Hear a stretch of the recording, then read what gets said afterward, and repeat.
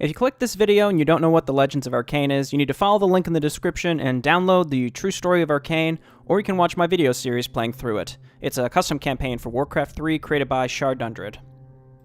Alright, so welcome, I'm Jay Barino, and I've been playing the Legends of Arkain in one form or another for nearly 10 years. And as the true story is nearing its end, I've never felt more anticipation for what's coming next. So what better time than now to share my theories and predictions for the end of this 80-plus map campaign and beyond. There are canon short stories in the Arcane forums on the Hive Workshop, also linked in the description, which I will be referring to also. So let's get started. And to do that, I need to give some historical context for Arkane's development.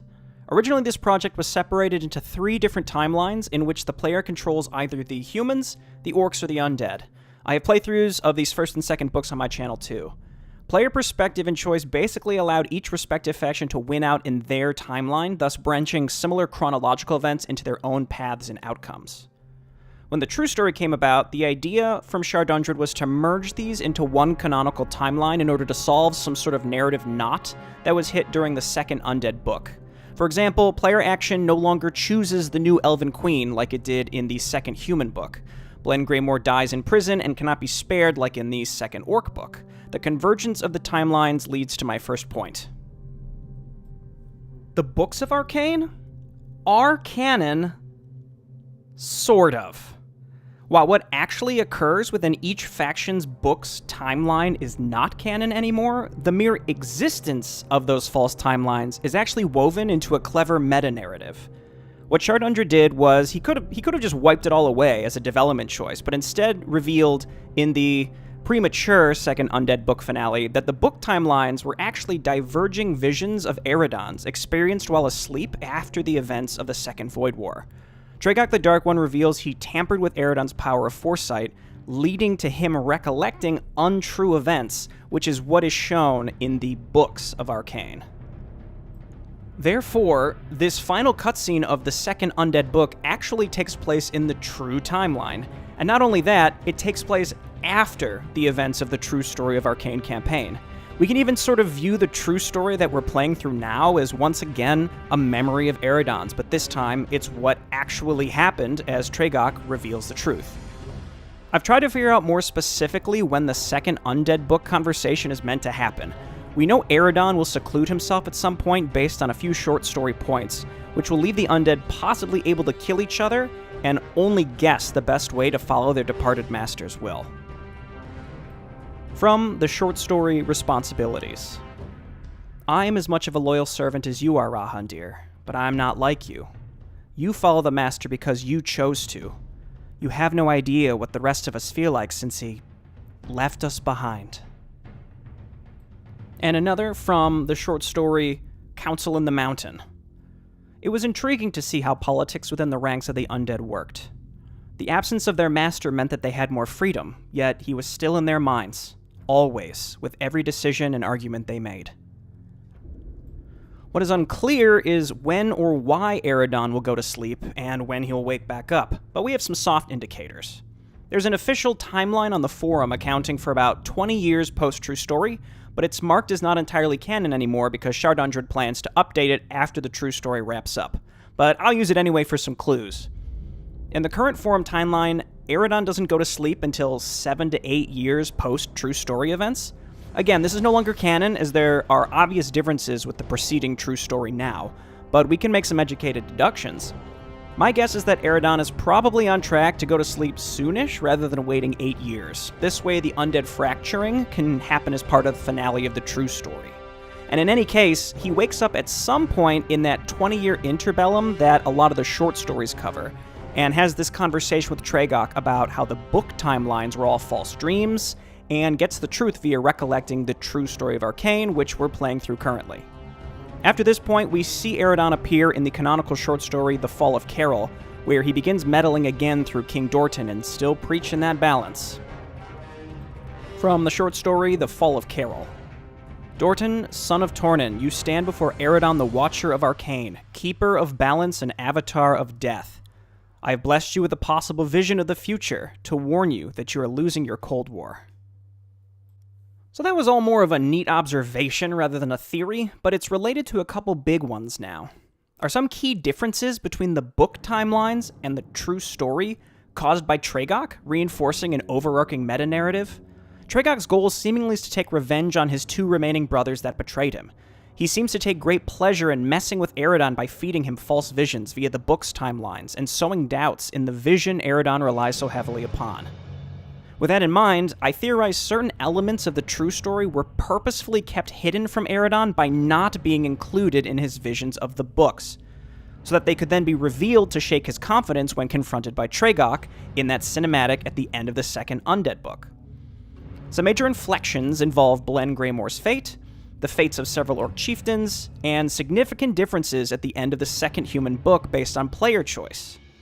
The major players involved in these events that I put forward as confusing Aridon's vision the most are Edale, Zoya, and most importantly, Inara. To complete my theory, I suspect all 3 of these characters are extensions of Tragok. Now, Edale has an obvious connection to Tragok in that, canonically, she absorbs the Demon Eye and becomes merged with Lysara, who's a direct follower of Tragok.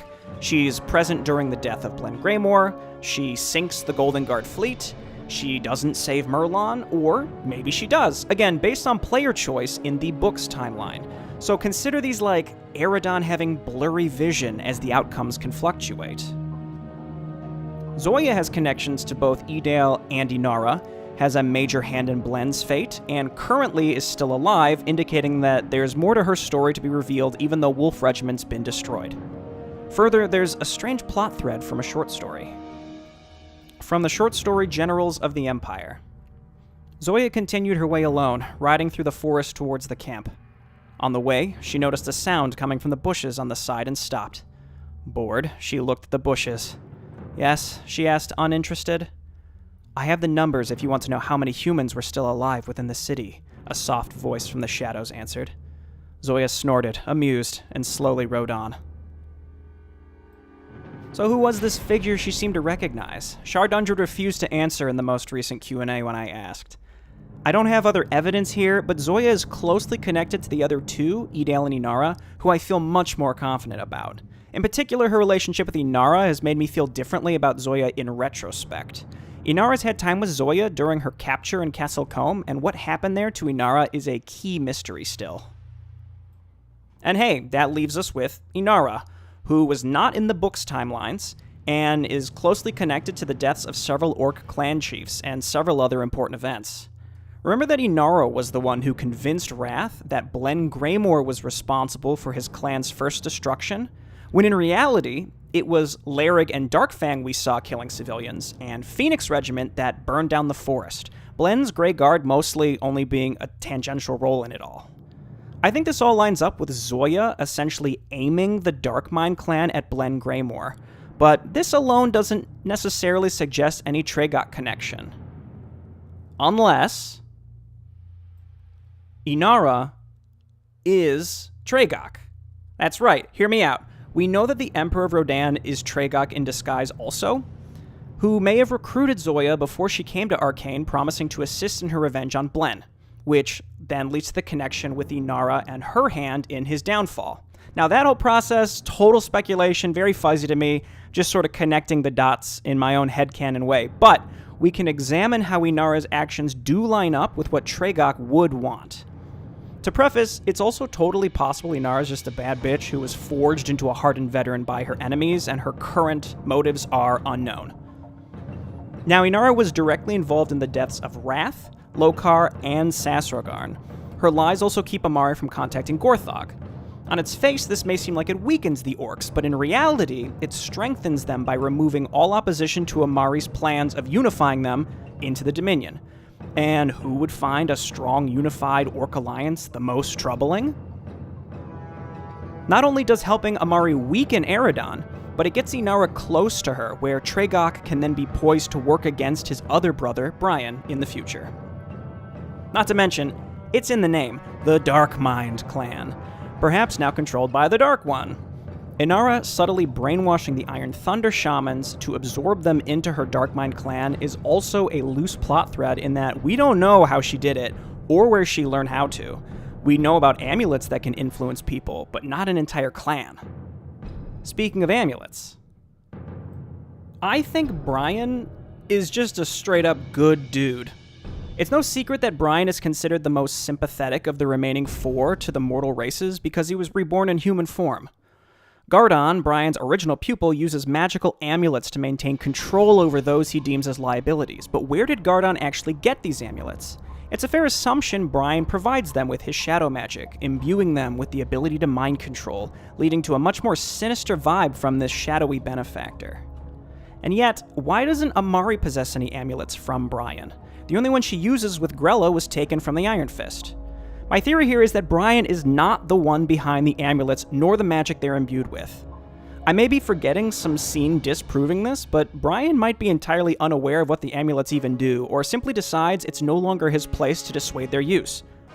Most likely is that Gardon is just the type of person to use mind control as he sees fit when convenient, and also Brian insists he's no longer Gardon's master.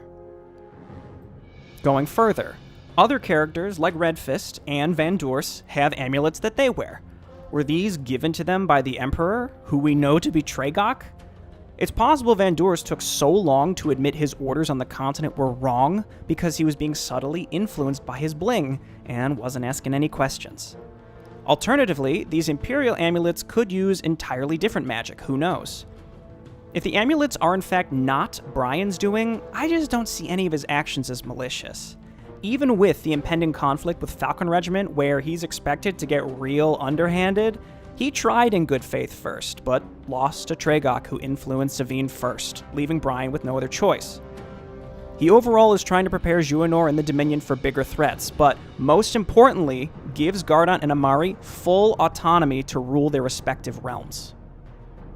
From the short story, Drums in the South. "I ask for your guidance," she said. Her master's voice sounded amused when he replied.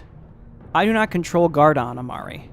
My advice is that you do what you think is right. I will not limit you by giving you a suggestion. You and Gardon need to shape your realms yourselves. I know that you will make the right decision." Bottom line, I don't think the amulets are Brian's shadow magic, and I see this character as one of the very few that is both chaotic good aligned and actually effective at getting things done in Arcane. Going off in a different direction now, I think Zerak is from Grummash, the original Orc continent. This one's pretty bite-sized, but there are a lot of pointed hints dropped about Zerak being much older and more powerful than anyone may suspect. From the short story Drums in the South, the old, or ancient, Amari still was not sure how old he actually was, Warlock sat in a chair on the other side of the table.